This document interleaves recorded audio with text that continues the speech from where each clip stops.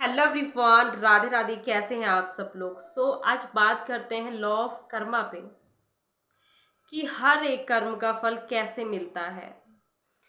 आप जो भी कर्म कर रहे हो उसका रिजल्ट आपको मिलता ही मिलता है। अभी हमारी लाइफ में जो चीज़ें चल रही हैं जैसी हैं, कुछ अच्छी चल रही हैं, कुछ बुरी चल रही, वो कहते हैं ना कि कर्म अच्छे होंगे तब ऐसी ज़िंदगी मिली है, कर्म खराब है इसके तभी तो ऐसी ज़िंदगी जी रहा है, तभी इसके साथ ऐसा हो रहा है। तो ऐसा क्यों कहा जाता है? जो लोग कहते हैं ना कि हम लॉ ऑफ अट्रैक्शन को नहीं मानते हैं, हम तो बिलीव ही नहीं करते हैं, तो मत मानो। लेकिन आप ये नहीं कह सकते कि हम कर्म को नहीं मानते हैं, क्योंकि ये पूरी भागवत गीता कहती है कर्म का फल मिलता ही मिलता है। बाइबल कहती है, हर होली बुक कहता है, हर शास्त्र ये कहता है कि आपको कर्म का हिसाब चुकाना ही पड़ेगा, चाहे अच्छा हो या बुरा हो। तो भगवान श्री कृष्ण स्वयं कहते हैं कि मैं कभी किसी का भाग्य नहीं लिखता हूँ, भाग्य इंसान स्वयं लिखता है अपने कर्मों से। मेरा काम है सिर्फ कर्म का हिसाब देना। और इंसान चाहे जितना भी सोचे ना कि ठीक है, मैंने ये गलती कर दी है, मैंने इसके साथ ऐसा कर दिया है, मुझे कोई नहीं देख सकता है, मुझ पे इल्ज़ाम लगाने वाला कोई नहीं है, मैं लोगों की नज़रों में बच गया हूँ, लेकिन वो कर्म से कभी नहीं बच सकता। ऊपर वाला सब देखता है और कर्म हमेशा साथ चलता है, चाहे हम अच्छा कर्म कर रहे हो चाहे बुरा कर्म कर रहे हो। एंड मैं कर्मों से बहुत ज़्यादा डरती हूँ। मुझे ऐसा लगता है कि कभी मुझसे किसी का दिल ना दुखे, मेरी वजह से कभी किसी को चोट ना पहुँचे, तो कभी मुझसे ऐसा काम ना हो जिसकी वजह से किसी दूसरे को कष्ट आए। तो कहानी स्टार्ट करती हूँ। एक मुंबई में एक आदमी था जो कि मतलब बहुत ज़्यादा यंग था, मतलब वो एक लड़की के साथ एक रिलेशन में था, ठीक है। तो उसने उसके साथ बहुत ज़्यादा वादे किए साथ निभाने का, कि मैं तुम्हारा कभी साथ नहीं छोड़ूंगा, हमेशा तुमसे प्यार करता रहूँगा, जीवन भर तुम्हारे साथ रहूँगा, तुम्हारा साथ कभी नहीं छोड़ूंगा। तो इसी तरह से वो बहुत ज़्यादा क्लोज आ गए, उनका रिलेशन बहुत ज़्यादा मतलब एक तरह से कहो बहुत ज़्यादा आगे बढ़ गया। तो हुआ ये कि वो दोनों फिजिकली हो गए, एक रिलेशन बन गया उनके बीच। तो उसके बाद वो लड़की उसको फोर्स करती है कि मुझे तुमसे शादी करनी है, मुझे तुमसे शादी करनी है, मतलब हर रोज उसको फोर्स कर रही थी, क्योंकि वो लड़की प्रेग्नेंट हो चुकी थी। अब जब लड़की प्रेग्नेंट हो जाए तो उसके सामने कोई रास्ता नहीं बचता है, क्योंकि आपको पता है कि लड़की की इज्जत कैसी होती है। तो उसके बाद उस लड़की ने बहुत ज़्यादा फोर्स किया कि मुझे तुमसे शादी करनी है, मुझे तुमसे शादी करनी है, लेकिन उस लड़के ने बोला कि मैं इस चक्कर में नहीं पड़ने वाला हूँ। ये उन्हें सभी भाई बहनों के लिए है जो इस रिलेशन को मतलब ये सोचते हैं कि ये प्यार का जो रिलेशन है ना, ये बस ठीक है, टाइम पास है, चलता है, ऐसा ही होता है। तो एक बात ये भी जान लो कि वो कर्म है। तो हुआ ये कि उस लड़के ने मना कर दिया कि मुझे चक्कर में नहीं पड़ना है, मैं तो बस तुम्हारा यूज़ कर रहा था। वो लड़की हैंडीकैप थी, विकलांग थी वो, उसको पता था मैं इससे शादी तो करने वाला हूँ नहीं, तो उसने उसका यूज़ किया और उसको बाद में छोड़ दिया। तो हुआ ये कि लड़के के इनकार करने के बाद कि मैं तुमसे शादी नहीं कर सकता हूँ, क्योंकि लड़के पहले नहीं देखते हैं कि भाई मैं इससे शादी कर सकता हूँ या नहीं कर सकता हूँ। क्योंकि मैं यही कहूँगी हर लड़के से, हर लड़की से, अगर आप उस इंसान के साथ अपना पूरा जीवन बिताना चाहते हो तभी उस इंसान से अपना रिलेशन बनाइए, वरना बीच मझधार में ऐसे किसी को आप छोड़ नहीं सकते, किसी को आप ऐसे हर्ट नहीं कर सकते हो। क्योंकि आप सोचोगे कि मैंने किसी को हर्ट कर दिया, किसी को दुख दे दिया तो ठीक है, क्या पता चल रहा है, ये गया तो दूसरा आ जाएगा, लाइफ है इंजॉय कर लेंगे। लेकिन इंजॉय तो तब कर पाओगे ना जब कर्म छोड़ पाएगा, वो नहीं छोड़ता है। तो उसके इनकार करने के बाद लड़की डिप्रेशन में चली गई, वो बहुत परेशान हो गई, उसको कुछ रास्ता नहीं नज़र आ रहा था कि क्या करें। क्योंकि लड़की की इज्जत होती है और लड़की की इज्जत में बहुत सारे सवाल उठाए जाते हैं उसके कैरेक्टर पर लेकर, कि लड़की ही ऐसी होगी, उसका कैरेक्टर ही ऐसा है, हमें तो पता था कि लड़की ऐसी ही है, यही कर सकती है। तो उसके बाद हुआ ये कि उस लड़की ने लास्ट में सुसाइड कर ली, उसके पास कोई चारा नहीं था। और उस लास्ट टाइम पर उसने जाते जाते ये कहा कि मैं तुम्हें कभी माफ़ नहीं करूँगी, तुम कभी खुश नहीं रह पाओगे, तुम भी तड़पोगे ऐसे ही जैसे मैं तड़पी हूँ। और उसने मतलब उसने बहुत सारी बद्दुआएं दी, मैं तुम्हें कभी छोड़ूंगी नहीं, ये कहा लास्ट टाइम पर। और हुआ ये कि उसने सुसाइड कर ली। तो जैसे ही लड़के को पता चला तो लड़के ने ये सोचा कि ठीक है मैं तो बच गया, किसी को कुछ पता भी नहीं चला, कोई प्रूफ भी नहीं है। तो वो लड़का धीरे धीरे आगे बढ़ गया लाइफ में, उस बात को भुलाकर आगे बढ़ गया।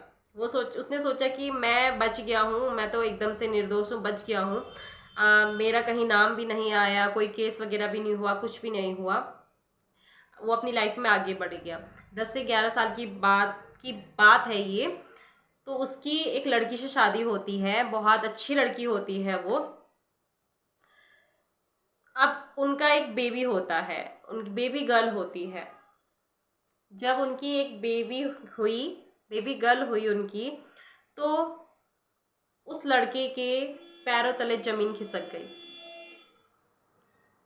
क्यों खिसक गई? क्योंकि वो लड़की हैंडीकैप थी। क्योंकि उसने वो कर्म किया था, पहले वो कर्म किया था, मेरे रोंगटे खड़े हो रहे हैं ऐसे जब बोल रही हूँ मैं। उसने वो कर्म किया था कि उस हैंडीकैप लड़की से उसने धोखा दिया, उसको दुख दिया, उसको चोट पहुंचाई थी। और उसका कर्म उसको 10-11 साल के बाद उसकी बेटी के रूप में ही मिल गया। अब वो परेशान हो गया कि अब क्या करूं, कौन लड़का इस लड़की से शादी करेगा, मेरी बेटी से कौन शादी करेगा, इस तरह से। तब उसको बाद में रियलाइज़ हुआ कि हाँ मैंने ये कर्म किया था, मैंने भी किसी हैंडीकैप लड़की के साथ ऐसा किया था और आज मुझे ये कर्म का फल मिल गया है। तो ऐसे कर्म का फल मिलता है। एंड मैं ये कहूँगी ना, इस मतलब अगर आप किसी के लिए कुछ कर भी ना सको तो कभी किसी को दुख मत दो, किसी को हर्ट मत करो, किसी को चोट मत पहुंचाओ। ना जाने कर्म किस रूप में आपके सामने आ जाए और आप ये सोचो कि आखिर ये हुआ क्या। मतलब होता है ना कि कुछ हम अगर कुछ बहुत बड़ी चीज़ कर लेते हैं तो कर्म का रूप इस तरह से होता है कि हमें सोचने समझने की शक्ति नहीं होती कि आखिर ये हुआ क्या। और हम क्या करते हैं, बाद में दोष देते हैं भगवान को कि भगवान ने मेरे साथ ये किया, भगवान ही कसूरवार है, भगवान ही जिम्मेदार है इसका। भगवान नहीं है। भगवान कभी अपने बच्चों के साथ बुरा नहीं कर सकता है। जैसे एक माँ बाप अपने बच्चों को कभी मतलब चोट नहीं पहुंचा सकते, उसको ऐसा काम नहीं कर सकते जिस वजह से उसका बच्चा रोए, उसके बच्चे को चोट पहुंचे, तकलीफ हो। ऐसे ही भगवान हमारे साथ कभी बुरा नहीं कर सकता है, लेकिन वो भी मजबूर होता है कर्म के आगे, क्योंकि कर्म का फल तो भगवान को भी चुकाना पड़ा था। आप लोगों को पता होगा कि जब भगवान श्री कृष्ण ने एक व्यक्ति को, मुझे नाम तो नहीं याद है, एक व्यक्ति को चोरी से तीर मार दिया था, तो उसके अगले जन्म में जब भगवान श्री कृष्ण एक पेड़ के नीचे बैठकर जब विश्राम कर रहे थे, तब उस आदमी को लगा, वही इंसान उसी जन्म में आया और वो एक शिकारी था। तो उस आदमी को ये लगा कि भगवान जो श्री कृष्ण का पैर उसने देखा तो उसे लगा कि हिरन है, और उस शिकारी ने भगवान श्री कृष्ण के पैरों पर तीर मार दिया। और जब उस इंसान को पता चला कि ये तो भगवान श्री कृष्ण है, मुझसे इतना बड़ा पाप कैसे हो गया, तब भगवान श्री कृष्ण ने कहा कि ये होना ही था, क्योंकि पिछले जन्म में मैंने भी तुम्हें धोखे से ही मारा था, चोरी से ही मारा था, और इस जन्म में मुझे कर्म मिल गया है। देवकी माता भगवान श्री कृष्ण की माता होने के बावजूद भी 14 साल का वनवास उन्होंने झेला। वो तो भगवान की माता थी ना। क्यों झेला? क्योंकि पहले जन्म में वो कैकेयी का रूप था उनका, और जो श्री कृष्ण थे वो राम थे। कैकेयी माता ने भगवान श्री राम को 14 वर्ष का वनवास दिया था, तो उनको भी अगले जन्म में 14 वर्ष का कारागाह मिला। और माता जो यशोदा थी वो पहले कौशल्या माता थी जिन्होंने 14 साल तक पुत्र वियोग सहा, तो वो अगले जन्म में माता श्री कृष्ण की माता के रूप में उनको पाला, यशोदा माता बनी। तो ऐसे हर अच्छे कर्म का, हर बुरे कर्म का फल हमें मिलता ही मिलता है। बस ये याद रखना कि कभी किसी को चोट मत पहुंचाना, कभी किसी को हर्ट मत करना। मैं सच बताऊं तो मैं इस वीडियो को बनाने में ना इतना इमोशनल हो रही हूँ, एंड जब जब मैं ये स्टोरी बता रही हूँ आपको भगवान की या उस स्टोरी को, तब तब मुझे एकदम से रोंगटे खड़े हो रहे हैं अंदर से। तो ये सारी चीज़ है जो हमें समझनी पड़ती है। आप भले ही लॉ ऑफ अट्रैक्शन विश्वास मत करो, लेकिन कर्म को आप झुटला नहीं सकते हो कि कर्म हम तो नहीं मानते भाई कर्म को, कर्म का फल कैसा होता है हमने तो नहीं देखा है, कर्म भगवान भी तो नहीं देखे हैं आपने। भगवान को कौन जानता है? हमारे सामने एक फोटो, हाँ फोटो, एक तस्वीर दिखाई गई है कि ये भगवान है, इनकी पूजा करनी है आपको। हमने देखा नहीं है, फिर भी हम मानते हैं, विश्वास करते हैं। कोई परेशानी होती है तो बोलते कि हे भगवान।